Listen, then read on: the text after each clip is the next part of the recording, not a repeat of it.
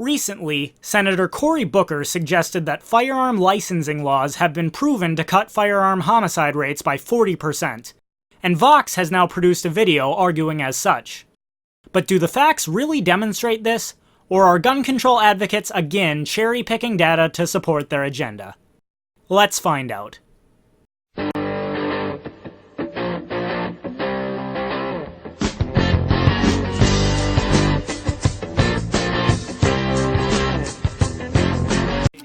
Every time there's another mass shooting in America, politicians have the same idea. Yeah, they say another mass shooting like this is an extremely common occurrence. Never mind the fact that you're statistically more likely to die from falling, a motor vehicle accident, or being killed by a police officer than you are to be killed in a mass shooting. It's time to require a background check for anyone who wants to buy a gun. I'm one of the Republicans who does believe there should be background checks. It is an open secret that the existing background check system is broken. Oh, I have an appetite for background checks. We're going to be doing background checks. Here's what they want to change. Right now, gun buyers in the US only have to go through a background check at a gun store. But they don't have to go through one if they buy a gun from an unlicensed dealer, like at a gun show or a private sale. This isn't a main point of the video, but I nonetheless have to point out that there is no gun show loophole. Nothing in federal law says that firearms dealers are excused from their requirement to conduct background checks if they only conduct their sale at a gun show. Never mind the fact that according to the Bureau of Justice statistics, less than 1% of criminals obtain firearms at gun shows anyways. But with universal background checks, everyone who buys a gun would have to go through one. Pretty much every American is in favor of this. There's only one problem. Universal background checks won't solve America's gun crisis. What gun crisis?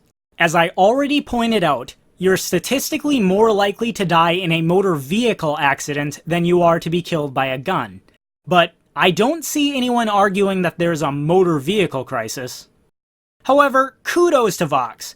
At least they're willing to admit that universal background checks would not reduce gun violence. So what's their solution then? But there's something else that might.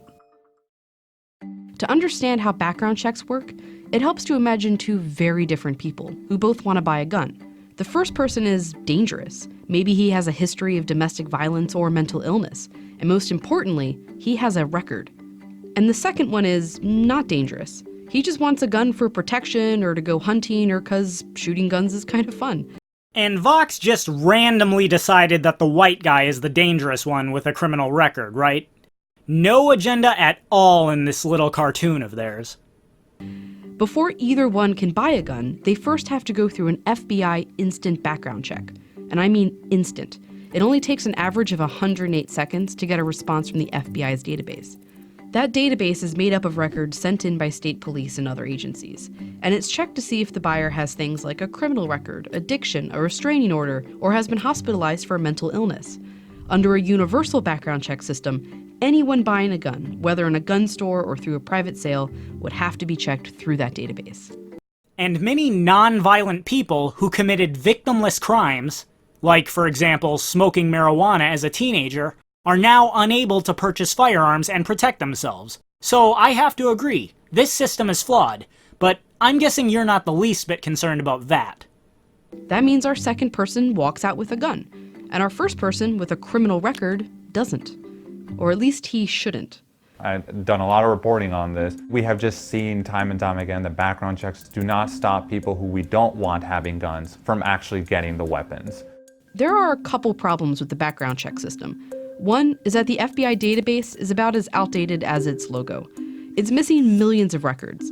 That's why the Charleston church shooter was able to buy a gun, despite having a record. Or why the man who killed 26 Texan churchgoers was also able to pass a background check, after the Air Force failed to send his domestic abuse convictions to the FBI. So even with a background check for every type of sale, there's still a chance this guy gets a gun. You neglected to inform your audience that according to the Bureau of Justice statistics, only 10% of criminals obtain their firearms from a retail source. 46% of criminals obtain their firearms illegally through the black market, and the remaining amount obtain theirs from friends and family in transactions that are impossible to regulate. So what's the real reason that background checks don't prevent gun violence? It couldn't have anything to do with the fact that criminals don't respect the law anyways, right? That's partly why study after study has found that while background checks prevent or make substantially more difficult the criminal acquisition of firearms, making them universal doesn't have any effect on the actual gun crisis in America, gun deaths. Again, there's no gun crisis any more than there's a motor vehicle crisis because of traffic accidents. Saying that laws make it more difficult for criminals to obtain guns legally is meaningless since the majority of firearms are obtained illegally or from non-retail sources anyways. And finally, read that statement on the screen. It says firearm homicides and suicides. At the beginning of this video, they were talking about mass shootings. Not all homicides and suicides involving guns. Notice how gun control advocates always conflate gun homicides, gun suicides, and mass shootings under the nebulous blanket of gun violence so that they can cherry-pick the data that suits their purposes while completely ignoring the data that doesn't. A Johns Hopkins study of California, where comprehensive background checks were implemented in 1991, found that the law was not associated with changes in firearm suicide or homicide, thanks in part to those incomplete and missing records. Which is unsurprising, since 90% of criminals obtain their guns illegally or outside of retail venues. It's what criminals do. They break the law. Missing records are at most a fraction of the 10% of criminals who obtain their guns from retail sources. The other problem with background checks is that they only look at good people and already bad people, but there is an in-between. The background checks are supposed to catch people who have a record already. It just misses all the people who haven't done anything bad yet, but might do something bad in the future. Which is literally everyone. Whenever a person purchases a firearm, there's always a chance, regardless of how small, that they might use the firearm to do something illegal in the future. In fact, the same is true of anyone who purchases a vehicle or any other instrument that could, in principle, be used in the commission of a crime. Are you seriously suggesting that we can limit people's rights based on what they might do in the future? Once you admit that this is acceptable, you will never again be able to claim that the government is violating your rights in any sense. After all, how do they know what you might do in the future? Herman is not advocating for a Minority Report situation. He's talking about someone like this guy, who's also dangerous, but who doesn't have a record. Under a universal background check system, he could get a gun in 108 seconds. Then what exactly are you advocating for, if not a Minority Report type situation? Are you not advocating that there should be a way to limit people's access to firearms based on what they might do in the future? Sure sounds like that's what you're advocating. But there's another system that could prevent this. 12 states and DC have gone one step further and established a licensing system. How's it different? Well, here's how it works in Massachusetts. Before you ever go to a gun store, you first have to take a firearm safety course. Then you have to go to the police department and submit an application, give references, and give your fingerprints for a background check. Then not only is the FBI database checked, but all local law enforcement agencies, wherever you've lived, are directly contacted, along with the Department of Mental Health. That entire process in Massachusetts usually takes about 3 weeks, and most people, about 97%, pass. So this definitely makes it more of a hassle to legally purchase a firearm. But if the dangerous person whom you're trying to stop from making the purchase does not have a criminal record, then how exactly would this licensing process stop him from obtaining a firearm? The answer is that either it wouldn't, or the process would allow for you to be denied a license based on something other than a criminal conviction. What exactly would the basis for this denial be? I thought you just said that you're not advocating a Minority Report situation where you can be denied your rights based on something you might do in the future. Nothing about a licensing system will prevent a law-abiding citizen from going through the process and obtaining a firearm. Wow! Thank you for refuting your own argument. You just admitted that all this licensing process does is put an undue burden on law-abiding citizens from exercising their right to own a firearm. Since criminals obtain their firearms in an explicitly illegal fashion, or at least outside of a retail venue in the vast majority of cases, this will not stop criminals from obtaining firearms. That's Dr. Cassandra Kerfasi. She researches health policy at Johns Hopkins, and she's one of the authors from the studies earlier. She says the reason licensing works is that it's designed to do both of the big things background checks fail at. A, to properly identify and screen out people who shouldn't have guns, and B, create a system to reduce impulsive gun purchases. The licensing system is more comprehensive than the one database background check system, so our criminal will be reliably denied a gun. And we all know that when that happens, he won't go to an illegal source for one, right? I'm not going to repeat myself about where the majority of criminals obtain their firearms. But because it's so meticulous, it also stands a chance of keeping our third guy without a record from getting a gun. And I have to ask again, how? Unless you're suggesting that you can be denied a license for something other than a previous criminal conviction. There are people who may want to impulsively acquire a firearm, for example, to harm themselves or others. And the process of obtaining a license can at least delay that person during that time of crisis, or, maybe deter them from getting that firearm at all. It could also prevent someone who needs a firearm to protect themselves from getting one in time. Imagine a 5'2", 100-pound female who's being stalked by a 6'4", 280-pound man. Are you really comfortable telling her that she has to wait 3 weeks and take a firearm safety course before she can obtain the tool that could be the difference between life and death? She, the law-abiding citizen, is unnecessarily beaten to death, while the person who is determined to commit a crime anyways will have plenty of illegal channels through which to obtain a firearm. In 1995, Connecticut implemented a licensing system. Over the next 10 years, they saw a drop in gun homicides and gun suicides. Compare that to Missouri, which once had a licensing system but got rid of it in 2007. Over the next decade, they had a huge spike in gun homicides and gun suicides.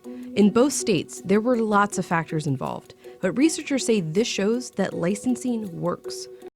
Yeah, researchers say a lot of things. The prevalent question is not what they said, but why they said it.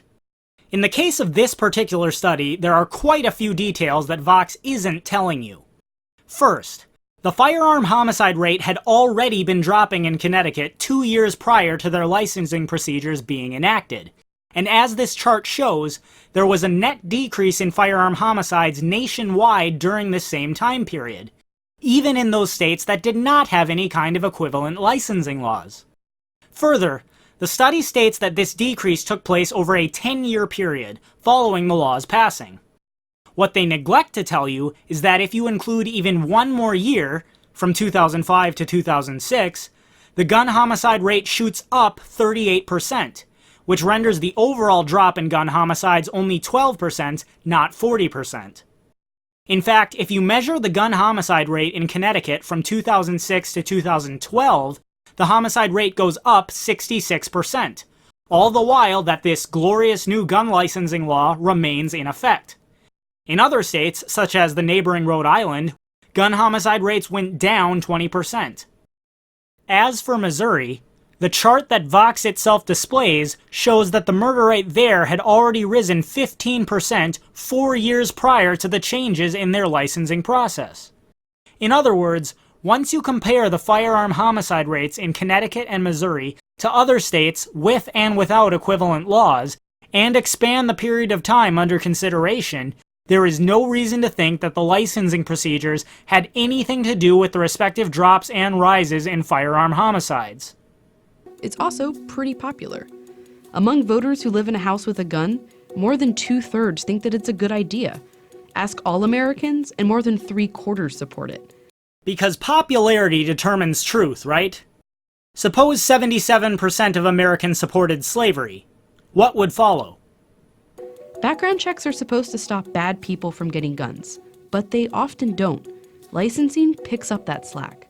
By making sure that people are crossing these hurdles, we just make sure in a much better, stronger way that people are not getting firearms when they shouldn't have them.